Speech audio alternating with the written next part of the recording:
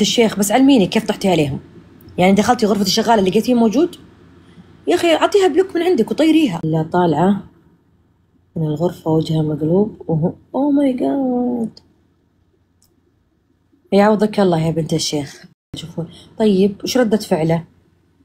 طيب درى إنك عرفتي، زعل، كابر، تأسف، طرد الشغالة، وش اللي سواه؟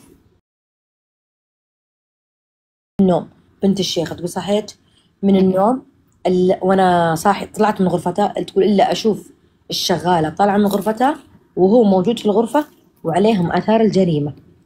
اوه ماي جاد، هذه المصيبه، هذه الامراض. يلا. لا حول ولا قوه يا اختي. الرجال ذا ما يملى عينهم الا التراب. بقول يا لك وديلة سنة إذا المريض وللساعه دي يعتذر لي. ايوه وانت كلمتي لاطلقك. اوه ماي جاد. زين. والمرة وين وداها؟ وين ودتها؟ تقول انا طردت الشغاله.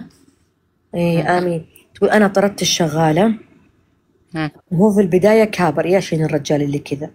بعدين قلت الشغاله اعترفت لي وطردتها وهو لسه ما يعتذر لي، يعني ما اعتذر لها، وفوق ذلك قال لها لو تكلمتي طلقتك.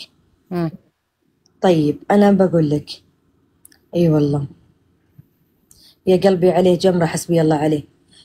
شوفي الرجال لما يطري عندك سالفة فلانة وفلانة وفلانة تدرين بعضهم مليانين أمراض، عرفتي؟ خليك معززة مكرمة طنشي. اسمعيني، خليك في بيتك معززة مكرمة. خليك في بيتك يا بنت الشيخ معززة مكرمة، تمام؟ صدي عنه. سوي لك غرفة لحالك.